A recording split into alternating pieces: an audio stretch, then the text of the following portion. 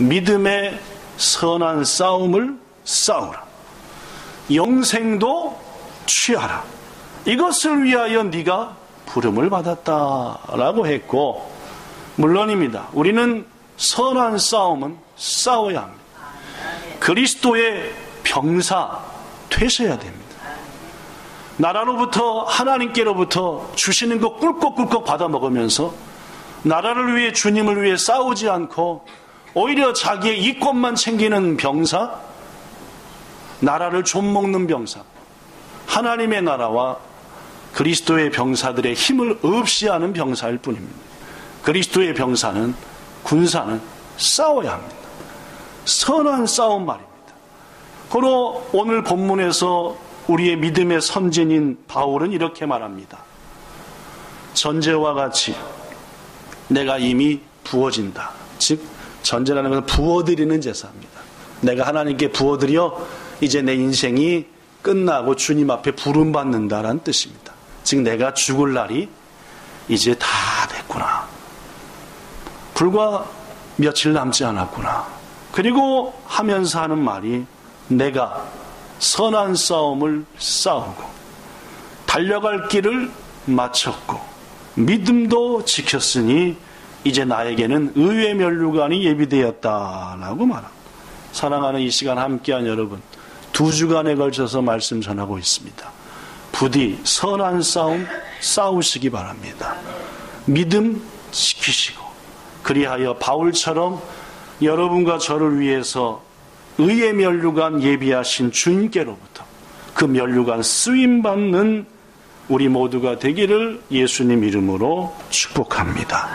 저는 지난 주일 무엇보다도 첫 번째는 싸우러 나가야 한다고 강조했고, 그 다음으로 우리가 싸워야 될 선한 싸움의 첫 싸움터는 기도의 자리라 했습니다.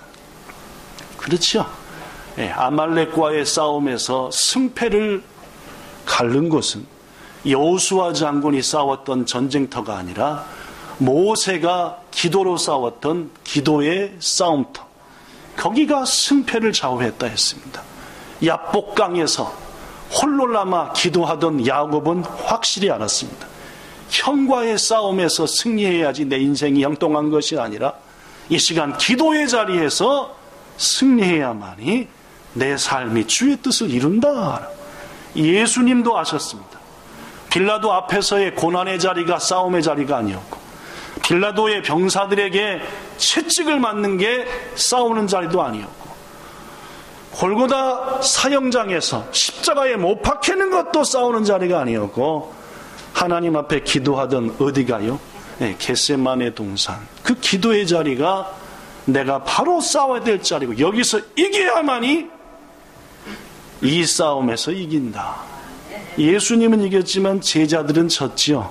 기도의 싸움에서 자버렸습니다. 기도 안 했습니다.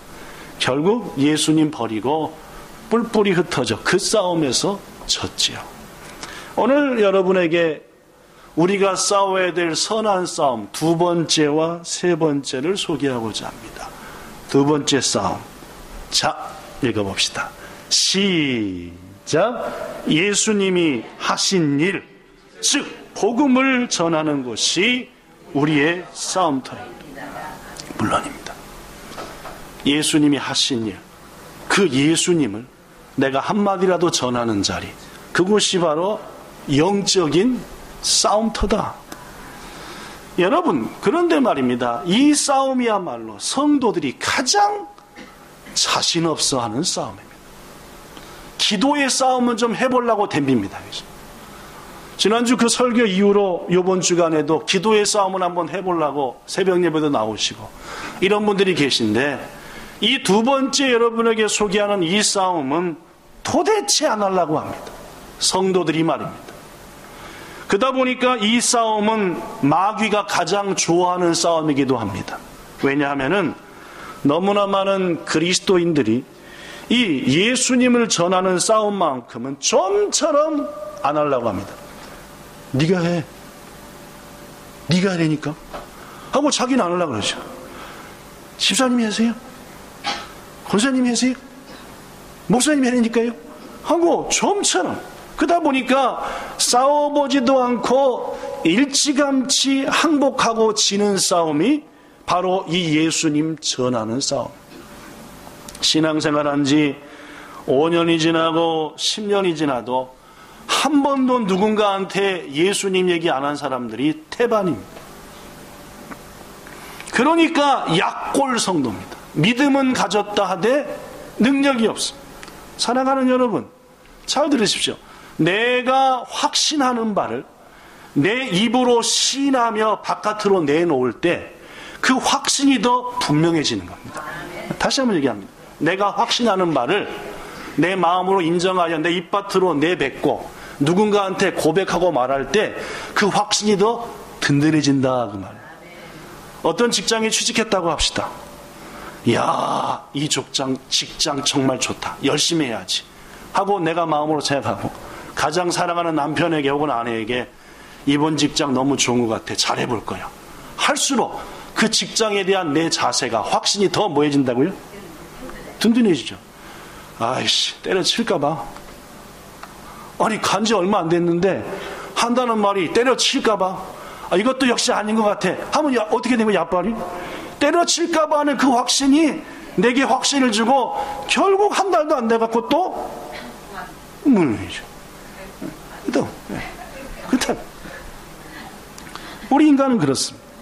그래서 하나님께서 사도 바울을 통해서도 로마서 10장 10절에 말하기를 사람이 마음으로 믿어 어디에 이른다? 의에 이른다. 입으로 시인하여 어떻게 된다? 그래. 입으로 자꾸 시인하는 겁니다. 나는 구원 받는다. 나는 하나님의 자녀다. 라고 말입니다.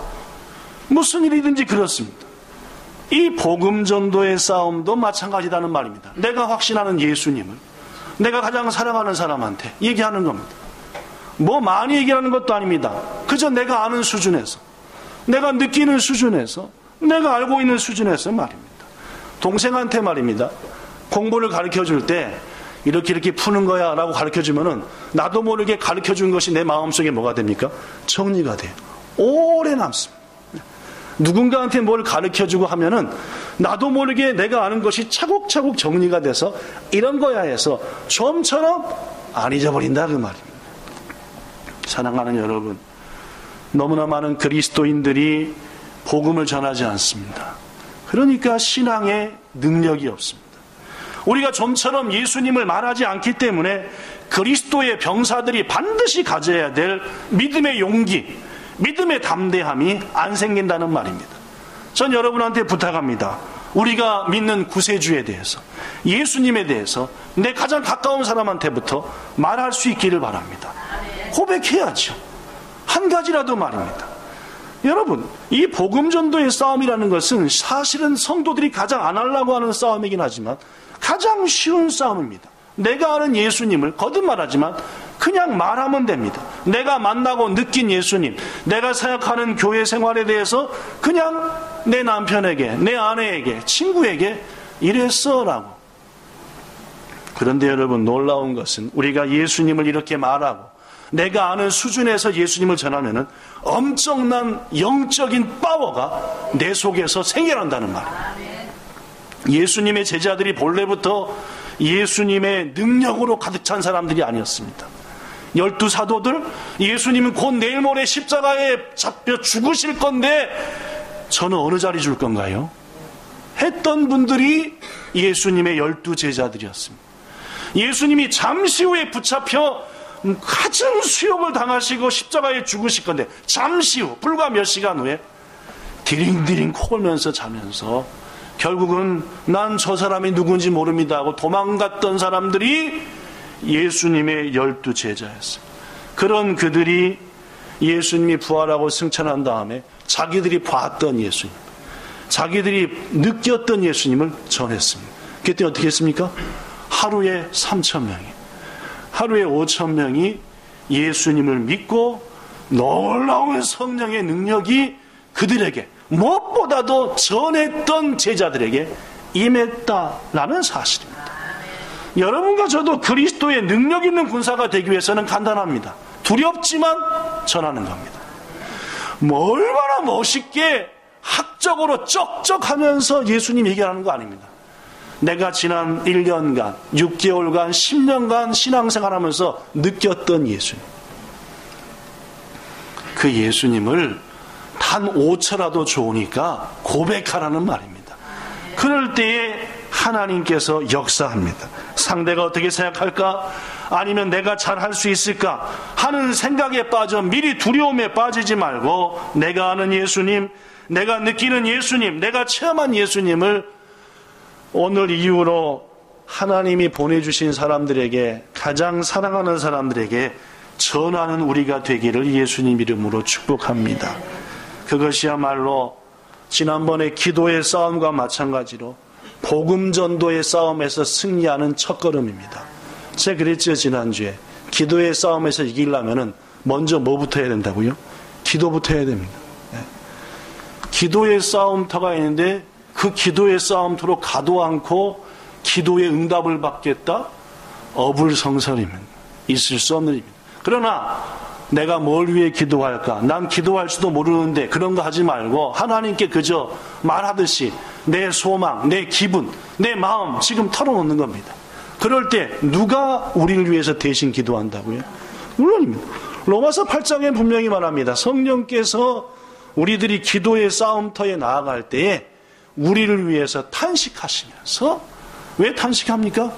이걸 위해서 기도해야 되는데 이것만 갖고 기도하니까 탄식하면서 우리를 위해서 대신 하나님께 기도한다. 고로 기도의 싸움이라는 것은 내가 기도의 싸움을 시작만 하면은 성령님이 나를 위해 기도하니까 이기는 겁니다. 이 전도의 싸움도 복음 전파의 싸움도 마찬가지입니다. 우리들이 그저 내가 아는 예수님을, 그저 내가 느끼는 예수님을 한마디라도 얘기하는 겁니다. 그러면 이 싸움은 이기는 싸움. 왜냐하면은 하나님이 똑같이 대신 싸우기 때문입니다. 사도 바울은 고린도 교회 성도들한테 이렇게 말하죠. 여기 써졌습니다. 나는 뭐 했다? 심었고. 뭘 심었습니까? 내가 아는 예수를. 내가 느낀 예수를 심은 겁니다. 뭐 얼마나 많이 심어지만 내 나름대로 내가 느낀 예수는 이런 분이다. 나 원래 예수 믿는 자들을 죽이는 못된 놈이었다. 그날도 내가 예수 믿는 것들이 다메섹에 모여있다 해갖고 죽이러 갔다. 가는 길에 빛을 봤다. 음성이 들려왔다. 누십니까? 네가 핍박하는 예수다. 이제 내가 너를 인하여 복음을 전하는 자가 되게 하겠다. 이런 내가 느낀 예수님입니다. 이제 나는 그 예수님을 위해서 살렵니다. 뭐 이런 식으로 전했겠지요. 자기가 아는 예수님을. 그죠? 난 이런 이로 교회 가게 됐습니다. 친구가, 부모가 이런 이로 가게 되는데 어느 날 기도하는데 내 마음이 평안해졌고 나도 모르게 눈물 콧물이 나고, 그리고 나에게 세상이 주지 못하는 평화가 찾아왔습니다. 라든지 여러분이 느낀, 우리가 느낀 예수님이 있지 않냐? 그걸 얘기했어요. 그걸 뭐라고 말했습니까? 나는 뭐 했다? 심었다. 누가 물 줬습니까? 아볼로라는 사람이 나와는 다른 예수님을 얘기했습니다. 내가 느낀 예수님이 틀리고 박성인 집사가 느낀 예수님이 다를 거 아니겠습니까? 인격이 틀리고 생각이 틀리고 삶이 틀리니까. 그죠? 예수님은 누구한테까지 똑같이 모이는 모습이 아니면 되겠죠? 사람은 고로 박성인 집사가 느끼는 예수님 얘기한 거예요. 그러니까 저는 심었고 물 줬고, 그러나 이 사람 속에 들어간 그 말씀이 자라게 하는 건 누구라고요? 오직 누구다? 오직 하나님이십니다. 심는 자도 물 주는 자도 뭐다? 아무것도 아니다. 이 말이 중요합니다. 심는 자도 물 주는 자도 아무것도 아니다.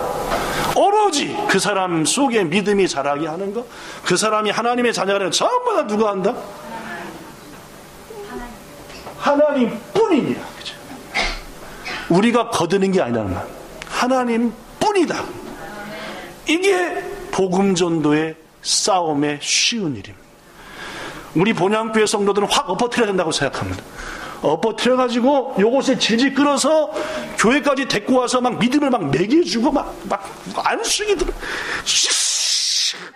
해서 우리가 해야지 그 사람이. 여러분한테 묻습니다. 여러분 중에 혹시 믿음 갖기까지 그런 과정 밟은 사람이 있습니까?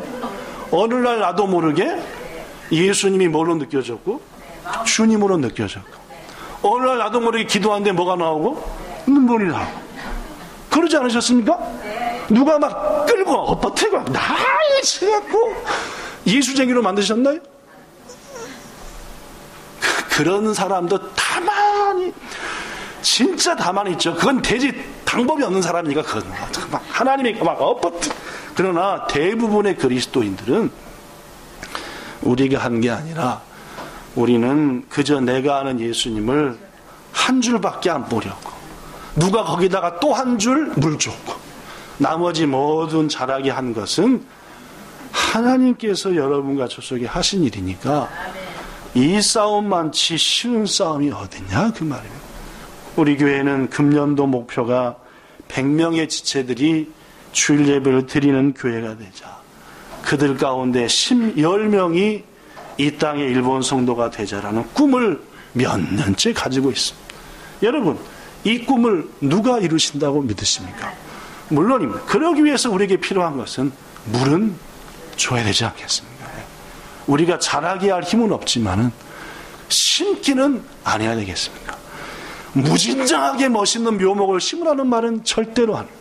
그저 내가 느낀 예수, 내가 본향교에서 알았던 예수님을 단 한마디라도 이분만치 좋은 분이 없어 이걸로 다 끝내든지 나한테 예수님만치 따뜻한 분이 안 계셔 너도 느껴봤으면 좋겠어 여보 당신도 알아봤으면 좋겠어 라고 딱 한마디라도 말씀할 때에 그분은 누가요? 물론입니다. 오늘 본문에서 하나님께서는 바울을 통해 우리에게 말합니다. 1절 하나님 앞과 살아있는 자와 죽은 자를 심판하실 예수님 앞에서 엄히 명하노니 2절 시작 너는 말씀을 얻든지 못 얻든지 항상 거기까지 말해. 예, 너는 말씀 이 말씀이 대단한 말씀 목사처럼입니까? 학자처럼? 아니라는 말. 그냥 우리가 아는 대로 3절 때가 이르리니 어떤 때냐 그때가 돼버리면은 사람들이 바른 교훈 하나님 말씀 안 받습니다. 귀가 간질간질해서 지 좋은 얘기만 자기 마음에 흡족한 얘기만 해주기를 바라는 그런 때가 온다는 말입니다. 그래서 자기 욕심만을 채워주는 그런 좋은 얘기만 하는 스승을 많이 두고 그 귀를 진리에서 돌이켜 허탄한 이야기를 따를 때가 올 것이니 그때가 되기 전에 너는 지금 때를 얻든지 못 얻든지 네가 아는 네가 경험한 네가 체험한 예수님을 한마디라도 전하라. 이게 오늘 본문입니다. 복음 전도는 우리들이 마땅히 싸우러 나가야 될 두 번째 전쟁터입니다. 기도의 전쟁터가 첫 전쟁터였다 한다면은 내가 아는 사람한테 예수님 전하는 전쟁터. 더구나 이 싸움에서 승리할 때 우리는 하늘나라 최고의 상급을 얻습니다. 왜냐하면은 한 생명이 천하보다 귀하다고 예수님이 말씀하셨기 때문입니다. 부디 이 싸움에서 가족으로부터 어머니한테 아버지한테 엄마 아빠 아들아 딸아 아빠가 믿는 엄마의 딸이 믿는 예수님 알잖아. 내가 세상에서 만난 분 중에 최고로 좋은 분이야. 엄마가 꼭 그분을 만났으면 좋겠어. 아버지가 꼭 그분하고 한 번만 만났으면 좋겠어요. 이거라도 심을 때 하나님께서 반드시 우리에게 아름다운 열매를 주시리라 믿습니다. 이 싸움에서 승리하여 놀라운 생명의 열매를 맺는 우리 모두가 되기를 예수님 이름으로 축복합니다. 마지막 세 번째 싸움은 옛사람과의 인격적 싸움입니다. 우리 속에는 옛사람도 있고 새사람도 있습니다. 여러분, 그런데 문제는 이 싸움이 가장 힘든 싸움이라는 겁니다. 이 싸움의 전쟁터는 우리의 마음이라는 겁니다. 인격이 뭘까? 사람이 가진 인격. 너무나 바빠서 기도합니다라는 책을 쓴 빌 하이벨스라고 하는 목사님은 인격이란 아무도 보는 이가 없을 때 내가 하는 행동이라고 얘기했습니다. 아무도 안 보는데 내가 하는 행동이 나의 뭐이다? 내 인격의 현재의 수준이다. 그 말. 믿은 지 5년, 10년이 지나도 인품이, 즉 인격이 변하지 않는 신자들을 우리는 쉽게 볼 수 있습니다. 교회에서는 하나님의 자녀 같은데 교회 바깥에서는 하나님의 자녀가 아닌 마귀의 자녀처럼 살아가는 그리스도인, 자칭, 이런 분들이 교회에 많습니다. 어저께 한국신문에 이런 기사가 났죠. 어떤 교회 목사가 공금횡령죄로 실형을 받았다. 6개월 징역을 받고 집행유예 해고 뭐 해서 이유 하고 딱 봤더니 교회에서 후진들 양성을 위해서 장학금을 모았는데 5천만 원을 모았답니다. 그 교회에서 말이에요. 근데 어떤 이유인지 그 장학위원회를 주관하는 그 담당 재정분한테 목사님이 3천만 원을 빌렸답니다. 왜 빌렸게요? 왜 빌렸는지 모르세요? 네. 자식이 있는데 그 자식들의 줄 등록금이 없었답니다. 그래서 우리 애들 등록금을 좀 줘야 되겠으니까 재정 담당하시는 분, 내가 반드시 갚을 테니까 이거를 좀 빌려주세요 해서 5천 중에 얼마 빌렸대요? 근데 그게 발각이 됐습니다. 그래서 어떻게 했대요? 법에 호소를 했대요. 어떻게 됐대요? 네, 실형을 받았습니다. 네, 왜냐하면은 교인들 전체가 후진 양성을 위해서 장학을 기금을 조성했는데 목사님이 갓되니 거절할 수 없는 그 담당자한테 3천을 빌려서 유용해서, 물론 자기 자식의 등록금을 썼고 다른 데 쓰진 않았지만은 교회 전체가 소망하는 원하는 일을 하지 않았기 때문에 이건 세상 법적으로 볼 때 하자가 있다. 안 보셨습니까? 어저께 뉴스에, 한국 뉴스에 딱 나왔던데. 여러분은 이 얘기를 들으면서 어떠십니까? 물론 사정이 있겠죠, 그렇죠? 사정이 있고 하지만은 교회하고 상여 허락하지 않고 자기의 자식의 등록금으로 쓴 목사님도 인격적으로 생각해 봐야 되고, 또 그랬다 해가지고 세상 법에 호소해가지고 목사를 확 찔러 넣어서 결국은 실형을 받게 한 성도들도 인격적으로 생각해 봐야 되고, 또 그것을 와자와자 기사로 딱 실어서 그치라도 시끄러운 한국교회, 인격이 덜 돼갖고 교인이라는 교자만 붙어 다니는데 실은 마귀 자식과 비슷한 사람들이 가득한 한국교회를 다시 한번 충격에 빠뜨리고, 무엇보다 이 일을 통해서 그렇지 않아도 교회가 귓다이냐 교회가 뭐냐 하는 너무나 많은 사람들, 이제 그들 가운데 예수를 믿어야 될 사람들한테 다시 한번 예수 앞으로 오면 큰일 난다, 일을 만들어 버렸으니까 이것저것 얼마나 속상한 얘기냐 그 말. 여러분, 오늘날 너무나 교회를 다니며 신앙생활을 한다고 하지만은 인격적인 변화가 없어. 목사는 목사대로, 장로 권사는 권사대로, 성도는 성도대로 눈에 불을 켜고 오로지 자기 시각으로 자기 기준으로만 생각하고, 그러니까 교인들이, 성도들이, 하나님의 이름을 가진 우리들이 얼굴을 붉히고 주의 영광을 가리우고, 여러분 한 주간 동안 여러분과 저의 모습을 스스로 한번 생각해 보십시오. 인격적으로 말입니다. 예수님을 닮아가고 있느냐, 여전히 옛사람이냐. 사도 바울은 로마 교회 성도들한테 편지를 쓰면서 이렇게 말합니다. 내가 행하는 것을 내가 도무지 알지 못하노니 내가 원하기는 이걸 원하는데 항상 하는 짓은 뭐더라? 이거더라고. 내가 원하는 것은 안 하고 도리어 원하지 않고 미워하는 것을 뭐 하더라?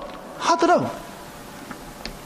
만일 내가 원하지 아니하는 그것을 행하면은 이로써 율법이 선한 것을 시인하노라. 이게 무슨 말이냐? 그렇죠. 내가 원하지 않는 걸 하니까 결국 나쁜 짓입니까? 선한 짓입니까? 지금 바울은 선한 일을 하고 싶어요? 나쁜 일을 하고 싶어요? 그런데 선한 일을 했어요? 나쁜 짓을 했어요? 했지요. 그러니까 왜 율법이 선해요? 이 나쁜 짓과 율법을 딱 대놓고 보니까 나는 어떤 놈이에요? 에이, 내가 나쁜 짓을 했다니까. 율법과 나를 대봐서 내가 한 나쁜 짓을. 그럼 난 나쁜 사람이면 선한 사람이에요. 율법이 못된 놈은 못된 놈이라고 하고 선한 사람은 선한 사람이라고 하니까 내가 못된 짓 했으니까 율법에 딱 대보니까 난 못된 놈이야, 착한 놈이요. 그래요. 그럼 율법은 선한 거야, 선한 거죠. 율법 왜 선합니까? 나를 그대로 비춰줬으니까. 이분들이 뭔 말인지 못 알아보는구나. 네. 우리가 왜 죄인입니까? 성경 말씀과 나를 딱 비춰보니까 야빨이 성경과 젠젠지가 우세까지 하는 거예요. 그러니까 내가 뭡니까? 넌 못된 놈이야, 못된 놈이야 해서 못된 놈인 게 아닙니다. 뭔 말씀 알겠어요? 너 못된 놈이지. 이래서 못된 놈 거예요. 아시겠습니까? 우리가 왜 죄인입니까? 유충렬 넌 죄인이야 해서 목사가 죄인에서 죄인인 게 아니야, 그죠?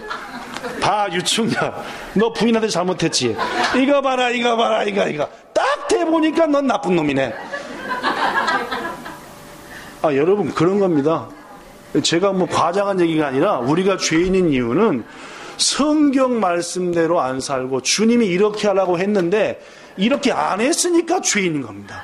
그런데 내가 아무리 따져봐도 성경에 있는 건 다 했네 제대로. 그럼 난 죄인 절대로 아닙니다. 끝까지 버티셔도 됩니다. 내가 왜 죄인입니까? 버티셔도 아무 문제 없습니다. 근데 성경에 딱 걸렸네. 요거 항상 기뻐라 했는데 너 아까 찡그렸지. 요거 넌 할 수 없이 죄인 놈이다 하면 우리는 할 얘기가 맞습니다. 바로 그 말입니다. 내가 원하지 않는 그 죄를 행하면은 옆발이 율법이 나를 죄로 규정했고 율법이 나를 죄인으로 규정한 것은 맞구나, 그런 뜻입니다. 조금 어려운 말로 쓴 건데 그런 얘기. 실은 그 말이 중요한 게 아닙니다. 이게 중요합니다. 18절 내 속 곧 내 육신에 선하지 않는 것이 거하는 줄을 내가 안다 모른다. 날 시간도 벌써 많이 가버렸는데 끝내야 되는데 대답을 하십시오. 내 속에 말도 안 되는 얘기죠. 선한 것이 거하지 않는 줄을 내가 뭐한다? 안다는 거예요. 즉 지금 사도 바울은 로마 교회 성도한테 편지를 쓰면서 나는 선을 하고 싶은데 자꾸 못된 짓을 행한다는 거예요. 보니까 선을 행하고자 하는 마음이 있는가 하면 내 속에 뭔 마음도 있더라는 거예요? 나쁜 마음들. 요 선을 행하자는 마음은 쉽게 얘기하면 뭔 사람이고? 새 사람이고 바르게 살라고 말씀대로 살라고 자꾸 못된 짓 하는 이 옛사람, 요것은 뭐예요? 과거의 마음, 옛사람이라는 거예요. 그래서 사도 바울은 말합니다. 21절 그러므로 내가 한 가지를 깨달았으니 곧 선을 행하기를 원하는 나에게 뭐가 같이 있다? 안 보입니까? 써 좋구만 여기. 선을 행하기 원하는 나에게 악이 같이 있다는 거예요, 내 속에. 그렇죠? 내 속사람으로는 하나님의 법, 즉 말씀대로 살기를 즐거워하며 원하지만은 내 속에 또 다른 한 가지 마음 법이 있어서 자꾸만 선을 행하고자 하는 이 법과 못된 짓 하는 이 법이 자꾸 내 속에서 뭐 하는구나? 싸우는구나. 24절 시작. 오호라 나는 공고한 사람이라. 이 사망의 몸에서 누가 나를 건져내랴. 사도 바울은 느낀 거예요. 내 속에 두 마음이 있는 것을. 옛사람과 새사람. 새사람은 예수님을 믿고 난 다음부터 생기는 마음이야. 옛사람은 예수님 알기 전에 있던 마음. 이게 내 속에서 뭐예요? 다따까야. 이 다따까이를 우리가 해야 됩니까? 안 해야 됩니까? 해야 됩니다. 해야지. 옛사람을 다 죽이고 새 사람이 되지요. 이 옛사람이 그냥 죽는지 압니까? 평생을 죽여야지. 여러분과 저 속에는 옛사람을 평생 죽여야지. 다 죽은 자고 보니까 또 눈 뜨네. 여러분과 제가 죽으려고 이제 숨이 꼴딱꼴딱 넘어가요. 그 천국이 막 눈앞에 보이는데 옛사람 죽었나 봤더니 어저께 죽은 자 같더니 어떻게 해요? 눈을 빼꼼히 뜨면서 요놈아 불평을 해라. 하나님한테 왜 날 이렇게 더럽게 죽입니까? 좀 편하게 이렇게만. 이 정도로 우리 속에는 옛사람은 끈질깁니다. 서로 우리는 이 옛사람을 싸워서 자꾸 죽여야지. 그래야 새 사람이 선을 행하는 사람. 그러니까 바울도 막 맨날 쌈박질하는 거예요. 내 속에서 선한 마음은. 그러니까 그 쌈박질에서 누가 이겨야 되는데 바울을 세 사람이 이겨야 되는데 자꾸 누가 이겨요? 23절에 보니까 옛 마음이 이기는 거예요. 그러니까 어떻게 해요? 날 좀 꺼내줘서 이 속에서 나를 좀 끄집어내서 이 꼴 저 꼴 안 보고 좀 하나님하고 있었으면 좋겠다. 근데 끄집어내면 되는 거 안 되는 겁니까? 끄집어내는 순간 천국 가보니까 안 되죠. 아직은 끄집어내보면 안 되죠. 그죠? 그러면요. 이제 시간 다 지나서 끝내. 사명이 있는데 끄집어내보면 안 되지. 그죠? 그러니까 싸워야죠. 예. 여기 계신 여러분과 저도 마찬가지. 지금 우리 속에 두 사람이 싸우는 거예요. 뭔 얘기를 저렇게 오래 하는 거야? 똑같은 얘기를. 이게 뭐요? 옛사람의 마음이죠. 이제 세 사람은 뭐야? 좀 더 들어서 이번에 내 마음에 있는 옛사람을 죽여불자. 이거지. 이 마음이 자꾸 다 닦아야 한다는 말이죠. 우리 속에서만. 오늘 예배 드리러 가야 되냐 말아야 되냐. 자꾸 이건 뭔 마음이요? 옛 마음이죠. 죽어도 교회 가서 죽는다. 이건 뭐요? 새 마음. 이 자꾸 다 닦아야 하는 거죠. 이 다 닦아야를 포기하지 말라고 합니다. 포기하면 누가 이기니까? 옛 마음이 이기니까. 옛 마음이 무조건 이깁니다. 바울같이 훌륭한 분도 옛 마음이 이겼으니까. 그러니까 새 마음이 이기려면 싸워야죠. 일어나라! 기도해야지. 기도해 싸움하러 가자! 해야죠. 이렇게 해야죠. 일어나라! 너 남편한테 예수의 예자라도 얘기해봐야지. 자꾸 싸워야죠. 안 싸우면 싸워보도 못하고 지는 게 이 싸움이다. 말씀을 마칩니다. 저는 2주일에 걸쳐서 우리가 무엇과 싸워야 하는지에 대해서 말씀을 나눴습니다. 그런데 여러분 거듭 말씀드리지만 싸워야지 이깁니다. 싸움도 안 하고 이기를 바라는 것은 웃기는 얘기입니다. 그럴 수가 없는 겁니다. 싸워야 이기죠. 무슨 자존심 건드렸다고 내 하는 거 이것저것 힘들다고 싸움박질하지 마시고 뭐 너 반찬이 있다야 하고 돈을 벌어야 반찬 내주지 이런 거 싸우지 마시고 뭔 싸움이요? 선한 싸움. 기도를 세게 해보세요. 남편을 위해서. 하다못해 복권이라도 마저 갖고 오겠지. 하다못해 아니 기도는 남편 위해서 안 하고 맨날 구박만 싸움하니까 그 남편이 집에 오고 싶겠습니까? 택도 없죠. 그죠? 물론이죠. 아시기도 잘 아시고. 그러니까 그런 싸움 하지 말고 기도로 싸워야 됩니다. 남편을 위해서, 아내를 위해서 말입니다. 그리고 전하지도 않고 내 가족이, 내 사랑하는 사람이 복음으로 돌이키길 바라는 것은 우스운 얘기입니다. 전하셔야죠. 지금 바른 길로 가지 못하고 있으면 믿음은 가졌지만 얘기해야죠. 사랑하는 아내요, 사랑하는 남편이요, 아들이요, 딸이요, 부모님이요. 이 길로 가셔야 되는 거 아닙니까? 얘기해야죠.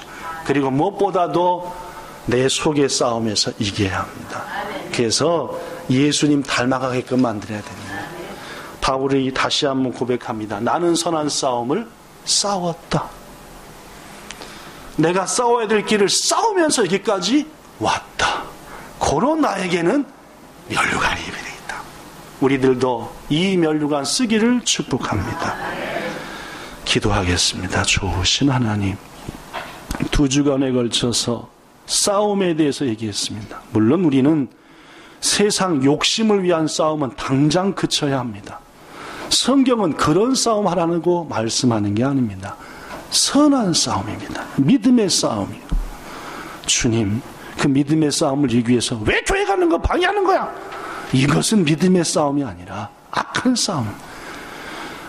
오히려 그를 위해서 기도하고 눈물로 하나님 앞에 고백하고 뜨거운 사랑으로 당신도 한 번만 이 예수님을 만났으면 좋을 텐데 아버지도 어머니도 너도 이것이 선한 싸움 아닙니까? 우리 본향교회 성도들 내 중심으로부터의 옛사람과의 싸움부터 승리하여 기도의 싸움, 복음전도의 싸움, 이 외에도 성경서 말하는 그리스도 병사로서의 마땅한 싸움을 싸워 이겨 예배의 승리자여, 헌신의 승리자여, 기도의 승리자여, 복음전도의 승리자가 되는 우리들 모두들, 본향의 모든 성도들 되게 하옵소서. 예수 그리스도의 이름으로 기도드리옵나이다. 아멘.